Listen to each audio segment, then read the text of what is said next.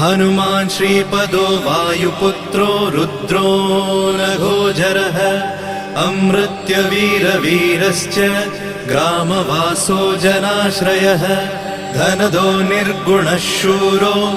वीरो निधिपतिर्मुनिः पिङ्गाक्षो वरदो वाग्मी सीताशोकविनाशकः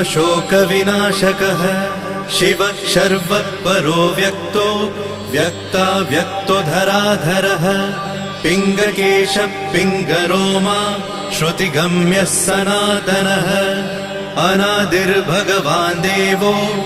विश्वहेतुर्जनाश्रयः आरोग्यकर्ता विश्वेशो विश्वनाथो हरीश्वरः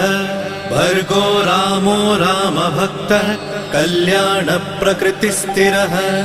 विश्वम्भरो विश्वमूर्तिर्विश्वाकार